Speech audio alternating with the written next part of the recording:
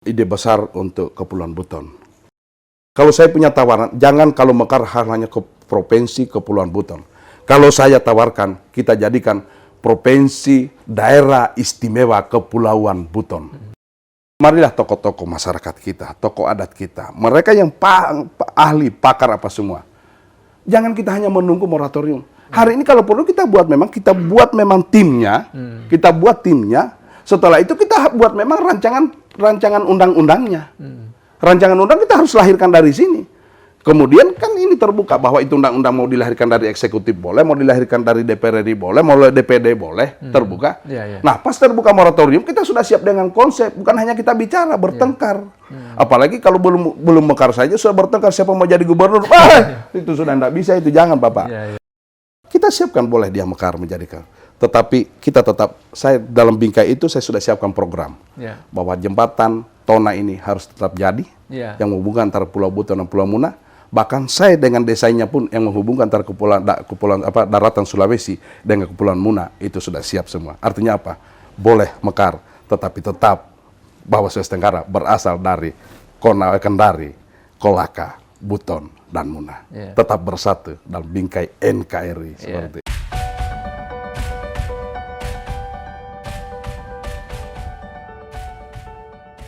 Baik, ini semakin menarik ini sepertinya kalau kita bicara soal hal tersebut. Nah, ini kan kita bicara soal Sulawesi Tenggara, kita tidak bisa lepaskan antara Sulawesi Tenggara yang ada di daratan dan Sulawesi Tenggara yang ada di kepulauan. Nah, bagaimana untuk bisa menyatukan dua kekuatan ini sehingga bisa menjadi sebuah kekuatan yang memiliki energi yang kuat untuk kemajuan Sulawesi Tenggara ke depan? Kita belajar dari sejarah bahwa lahirnya Sulawesi Tenggara tidak bisa hanya dengan Kendari saja. Bahwa lahirnya Sulawesi Tenggara tidak hanya lahir dengan Kolaka saja atau dengan Buton dan Muna saja. Tapi 4 pilar ini membentuk satu kekuatan, kesatuan pada saat itu. Mulai dari pesan-pesan apa semua, kita punya tokoh-tokoh yang pada saat itu. Sehingga alhamdulillah hari ini bisa kita nikmati ada yang namanya Sulawesi Tenggara. Itu patut kita berterima kasih kepada tokoh-tokoh kita yang berpikir pada saat itu. Nah hari ini kembali diamanahkan untuk kita bagaimana. Nah kalau sudah diantara kita baku pecah-pecah hanya karena persoalan siapa yang mau dapat apa. Ya kan? Ini bisa saja kita akan hancurkan kita punya daerah sendiri. Ya, sudahlah. Namanya ikhtiar siapapun boleh. Siapapun boleh. Secara demokrasi setiap warga negara berhak untuk dia menjadi mau calon apapun, mau DPRD kah, DPR provinsi apa, silakan apa semua. Makanya itu tadi saya bilang, kira-kira bagaimana kalau sudah kau juga caleg mau jadi gubernur juga. Maksud saya sudahlah, Allah sudah akan tentukan. Jauh sebelumnya sudah ditentukan siapa yang akan jadi gubernur Sulawesi Tenggara ke depan. Ini hanya proses saja apa semua. Iya, proses saja. Nah, ini menarik bicara soal proses tadi. Kan juga kalau bicara proses, misalnya Pak Nur Alam kemarin ketika beliau menjadi gubernur itu kan beliau jadi 01, 02 dari kepulauan. Nah kemudian Pak Alimas juga seperti itu. Apakah Bapak juga nanti akan seperti itu? Itu pendekatannya. Pendekatannya. Kalau kita lihat juga kemarin pada saat Pilpres, pada saat Pak SBY periode keduanya, ya kan? Dia tidak melihat juga bilang, kan sekarang konotasinya antara Jawa dengan luar Jawa. Tapi pada saat itu sama-sama Pacitan, menang juga kan, ya kan? Tapi kalau memang seperti itu kolaborasinya tidak susah, ya kan? Intinya bagi saya yang sevisi dulu, yang sevisi, yang betul-betul bagaimana kita akan pikirkan daerah ini akan berkembang terhadap dia mewakili itu kepulauan, dia mewakili daratan. Itu saya kira adalah bagian daripada kolaborasi untuk kita bersama memikirkan. Saya kira kan tidak akan mungkin tadi saya bilang tadi. Tidak akan bisa hanya Kendari saja, tidak bisa hanya Kolaka saja. Tapi Buton dan Muna juga, mari kita duduk sama-sama seperti itu. Baik, ini kita mungkin bergeser ke topik yang berikut. Karena tadi sudah disinggung mengenai kepulauan. Nah, di sini ada trending topik ini yang biasa selalu muncul ketika kita menyambut tahun politik. Yaitu terkait dengan pembentukan provinsi. Kalau dulu waktu masih Pak almarhum Halaka Manarfa itu belum mencetuskan Buton Raya. Nah, sekarang sudah mengalami proses metamorfosis menjadi Kepulauan Buton. Nah, gimana Pak Ketua melihat aspirasi yang berkembang di masyarakat terkait dengan pembentukan Provinsi Kepulauan Buton tersebut? Terima kasih untuk itu. Saya punya ide besar untuk Kepulauan Buton. Yang pertama hari ini, apa yang saya lihat itu baru sebatas wacana. Sebatas wacana, ketemu juga dengan pada proses yang sementara diberhentikan sementara oleh negara untuk proses pemekaran. Saya di Kota Mara 5 tahun yang lalu pada saat saya kampanye selaku ketua timnya Pak Limasi Lukman Abu Nawas, bisa buka di YouTube orasi politik ketua DPP Partai Bulan Bintang Provinsi Aceh Tenggara. Hanya ada satu tugas yang saya titip kepada Pak Limasi dan Pak Lukman Abu Nawas kalau punya gubernur, bahwa ini Kepulauan Buton harus mekar menjadi satu provinsi. Toh karena adanya moratorium terhadap pemekaran, itu kita hargai, kita pahami. Nah, tapi ini kita harus hentikan yang menjadikan hanya komoditas politik kita. Ketika jadi dilupakan, tidak boleh. Nah, kalau saya sekarang alhamdulillah, saya jadi bupati, kemudian saya jadi ketua IKUMI, kemudian sekarang di sisi lain saya jadi ketua KSBN, Komite Seni Budaya Nusantara. Saya ada ide melalui lembaga itu, insya Allah saya akan mempertemukan teman-teman semua. Bahkan semalam saya dengan Pak Sapei di masjid setelah kami sholat subuh, saya sempat diskusikan. Nanti kita undang pakar hukum tata negara, kita akan undang juga dengan pakar budaya, semua kita hadirkan, kemudian kita buka simposium apa semua. Kalau saya punya tawaran, jangan kalau mekar hanya ke provinsi Kepulauan Buton. Kalau saya tawarkan, kita jadikan provinsi daerah istimewa Kepulauan Buton. Di mana keistimewaannya di Barang? Apakah sama seperti provinsi DKI, daerah istimewa Yogyakarta? Bahwa siapa yang raja, siapa yang sultan, itu yang kemudian gubernur, bagi saya tidak. Tapi di sini ada satu kitab, ada satu hukum tata negara yang hanya dipunyai oleh di Kesultanan Buton yang namanya Martabat 7. Kalau itu yang kemudian kita sadur, siapa mau jadi gubernurnya silakan dipilih. Bukan demokrasi yang sekarang orang memilih apa semua, tapi dipilih dengan tata caranya, masukkan ke dalam Al-Quran, kemudian dibuka, kemudian lahirlah nama itu seperti itu. Kalau itu yang kita buka semua dalam Martabat 7 sangat lengkap. Kita punya kitab yang ada di sini. Kalau itu yang kemudian kita sadur, maka kita undang ahli hukum tata negara. Kita undang pakar-pakar budaya apa semua. Kalau itu yang kemudian dilakukan, saya yakin dan percaya semua pasti akan diterima. Buton ini adalah kesultanan. Saya ingin melahirkan keistimewaannya, bahwa jangan hanya mekar dan akan menjadi perebutan kekuasaan politik ke depan. Tetapi saya ingin betul-betul dia lahir sebagai negara daerah yang penuh dengan adat, budaya, dan keagamaan yang hadir di sini.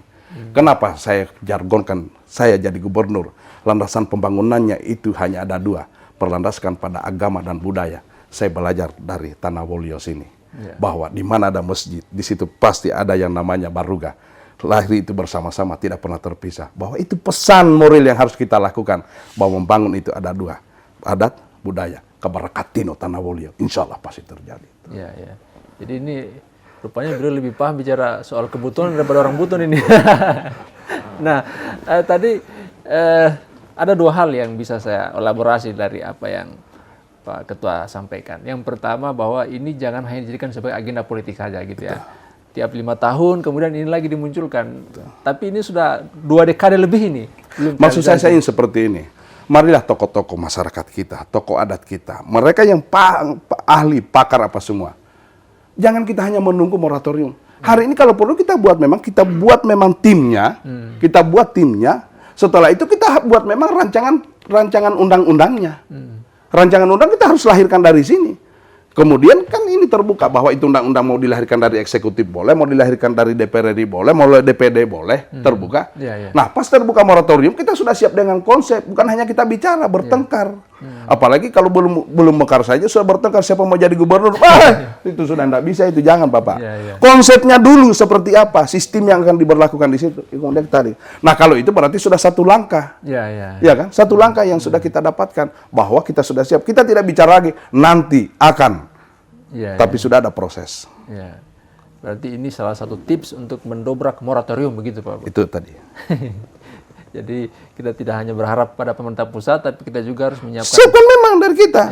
Sehingga nanti kita tidak dibenturkan, ini provinsi ini. Bahwa dengan konsep, dengan seperti apa sih keistimewaan itu yang kita mau tampilkan. Dan insya Allah saya siap seperti itu. Kembali ke kata kuncinya tadi ya. Kalau jadi itu akan terwujud kalau dipercaya jadi gubernur. Siap. Mungkin tidak terasa ini diskusi kita sudah hampir setengah jam. Dan ini kalau kita cerita panjang lebar ini sepertinya akan banyak sekali hal-hal yang akan keluar untuk bisa lebih memberikan kita pengetahuan dan pemahaman. Karena selama ini kan kita hanya mengetahui itu di media sosial, tapi tidak selebar ini. Nah, di ujung ini kira-kira apa yang Pak Ketua mau sampaikan kepada pemirsa atau kepada pembaca terkait dengan hal-hal yang sudah dilakukan selama ini untuk bagaimana melihat masa depan Sultra ke depan? Bahwa setiap orang punya angan dan keinginan yang luar biasa. Bahwa setiap orang dengan siapapun jabatannya yang saat sekarang ini, dengan maksimal dia sudah berbuat. Tetapi bahwa setiap orang juga kita tidak bisa pungkiri bahwa di sana ada kekurangan, ada kelemahan apa semua. Itulah seorang manusia. Saya sebagai bupati dengan niatan yang besar, dengan ide yang luar biasa, pasti orang akan bilang, apa sih yang kau sudah lakukan di Konawe Utara? Saya sudah maksimalkan apa yang saya lakukan. Tapi bahwa itu masih ada kekurangan, tidak mungkin 100% saya akan puaskan semua orang. Dari belajar dari kekurangan itulah, insya Allah saya akan bagaimana membenahi dengan visi yang besar, insya Allah kita akan wujudkan. Bahwa belum terwujud Konawe Utara, tunggu di Sulawesi Tenggara saya akan wujudkan, seperti itu. Ya. Ini luar biasa. Dan kata kuncinya tadi, Sulawesi Tenggara adalah pusat energi dunia. Ya. Jadi bukan lagi pusat energi Indonesia, tapi pusat energi dunia, berarti dengan kata lain bahwa Sulawesi Tenggara adalah merupakan kekuatan yang ada pada posisi global, bukan pada posisi nasional. Satu lagi Ya. tadi. Ada tadi pertanyaan tentang bagaimana sih supaya Sulawesi Tenggara ini tetap utuh. Ya. Mempersatukan tadi kepulauan daratan apa semua. Kita siapkan boleh dia mekar menjadi tetapi kita tetap, saya dalam bingkai itu saya sudah siapkan program. Ya. Bahwa jembatan Tona ini harus tetap jadi. Ya. Yang menghubungkan antara Pulau Buton dan Pulau Muna. Bahkan saya dengan desainnya pun yang menghubungkan antara kepulauan daratan Sulawesi dengan Kepulauan Muna itu sudah siap semua. Artinya apa? Boleh mekar, tetapi tetap bahwa Sulawesi Tenggara berasal dari Konawe, Kendari, Kolaka, Buton, dan Muna. Yeah. Tetap bersatu dalam bingkai NKRI seperti itu. Ini luar biasa. Jadi memang Pak Ketua, kita bicara soal Kepulauan Buton ini setidaknya ada dua hal yang memang menjadi harapan masyarakat, yaitu Kepulauan Buton dan Jembatan Tona. Rupanya ini dua-duanya akan diwujudkan oleh beliau ini. Dan semoga apa yang beliau harapkan dan cita-citakan itu bisa terrealisasi. Dan tentu ini agenda kita yang pertama, mungkin Pak Ketua, Pak Bupati, kita akan bertemu lagi dalam kesempatan yang lain. Insyaallah. Karena ini pembukaan di Kota Bobau dan itu hampir 2.000 Subhanallah. kacamata tadi yang telah dilayani. Terbanyak tadi di sini. Ya, itu saya mau tanya kembali Pak Bupati. Ini kan tadi 7.000 sekian dari 7 daerah. Malah Kota Bobau hampir 2.000. Berarti Bobau yang terbanyak. Terbanyak hari ini. Pendaftar online-nya saja sudah terbanyak memang. Lebih dari 1.000. Ya. Jadi Bobau pecahkan rekor ini. Mungkin Bapak bisa bertanya lagi, kenapa harus kacamata? Ya kan? Supaya itu ada pesannya juga. Kenapa harus kacamata kita bagi? Supaya orang bisa membuka pesan. Kadang-kala kalau sudah masuk tahun politik, paling kalau sudah income yang mau maju, ada pejabat, sudah tidak baik semua. Seakan-akan tertutup itu mata. Mata hati lebih-lebih tertutup. Bahwa apa yang sudah kita lakukan positif tidak pernah dilihat. Yang dilihat hanya negatif-negatifnya. Melalui kami, kita buka mata hati semua. Supaya terlihat apa yang sebenarnya kita mau lakukan seperti itu. Bukan harus dengan saling menjelekkan. Tapi mari dengan sebingkai silaturahmi, silakan. Laksanakan hak demokrasi kita masing-masing seperti itu. Jadi demikianlah pesan-pesan yang beliau sampaikan. Rupanya kacamata itu tidak hanya kacamata secara fisik, tapi juga kacamata politik, begitu ya, untuk bisa lebih cerdas dalam melihat dinamika yang ada.